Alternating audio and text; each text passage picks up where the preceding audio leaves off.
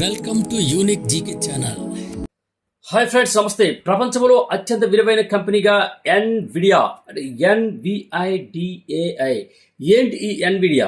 ప్రపంచంలో అత్యంత విలువైన కంపెనీగా ఏఐ చిప్ తయారీ సంస్థ ఎన్విడియా కార్ప్ నిలిచింది. 2025 జనవరి 24 తర్వాత మరోసారి ఈ స్థానాన్ని సొంతం చేసుకుంది. జూన్ 4, 2025 ట్రేడింగ్ ముగిసే సమయానికి ఈ ఎన్విడియా మార్కెట్ విలువ సుమారు $3.45 ట్రిలియన్, అనగా దాదాపు 293 లక్షల కోట్లకు చేరింది. ఇప్పటి వరకు అగ్రస్థానంలో ఉన్న మైక్రోసాఫ్ట్ ఇప్పుడు రెండో స్థానంలో నిలిచింది. ఏఐ రంగంలో బలమైన స్థానం, మార్కెట్ విలువలో గణనీయమైన పెరుగుదలతో ఈ ఎన్విడియా ఈ ఘనతను సాధించిందని చెప్పవచ్చు. అయితే ఎటువంటి సవాళ్ళను అధిగమించింది అంటే ఎగుమతి ఆంక్షలు, టారిఫ్ సమస్యలు వంటి సవాళ్లను ఎదురైనప్పటికీ కూడా ఈ ఎన్విడియా బలమైన వృద్ధి కొనసాగించింది. గత ఒక్క నెలలో కంపెనీ షేర్లు 24% పెరిగాయి.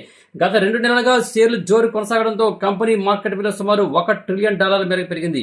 2025 మొదటి త్రైమాసికంలో ఎన్విడియా ఆదాయం 69% పెరగగా, అయితే ఒక్క షేరుపై ఆదాయము $0.96 నమోదై విశ్లేషకుల అంచనాలను మించిపోయింది. ఓపెన్ ఆర్టిఫిషియల్ ఇంటెలిజెన్స్ వంటి సంస్థలు ఉపయోగించే ఏఐ చిప్లకు ఉన్న గిరాకీ ఈ విజయానికి కారణమైందని చెప్పవచ్చు. అయితే ఏఐ మౌలిక సదుపాయాలపై ప్రధానంగా దృష్టి పెట్టిందని కూడా చెప్పవచ్చు. ఎన్విడియా కేవలం చిప్ల తయారీకే పరిమితం కాకుండా ఏఐకి సంబంధించిన మౌలిక సదుపాయాలను కూడా అభివృద్ధి చేస్తోంది. రాబోయే 4 ఏళ్లలో సుమారు $1 ట్రిలియన్ విలువైన ఏఐ సూపర్ కంప్యూటర్లు, డేటా సెంటర్ల నిర్మాణాన్ని లక్ష్యంగా పెట్టుకుందని చెప్పొచ్చు.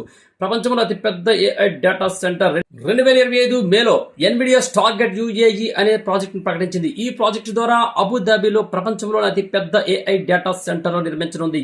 ఓపెన్ ఏఐ, ఒరాకిల్ వంటి సంస్థలతో భాగస్వామ్యంతో ఈ ప్రాజెక్టు చేపడుతోంది.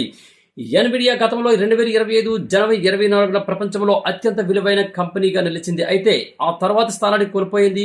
ఏఐ చిప్లకు పెరుగుతున్న డిమాండ్, అలాగే బలమైన ఆదాయ వృద్ధితో మరోసారి అగ్రస్థానాన్ని సొంతం చేసుకుందని చెప్పొచ్చు. ఇది ఫ్రెండ్స్ ఏఐతో ఉన్నటువంటి ఎన్విడియా గురించి. Thank you. ఈ వీడియో మీకు నచ్చినట్లయితే సబ్స్క్రైబ్ చేయండి, మిగతా వారికి షేర్ చేయండి, అలాగే లైక్ చేసి కామెంట్ కూడా చేయండి. ధన్యవాదాలు.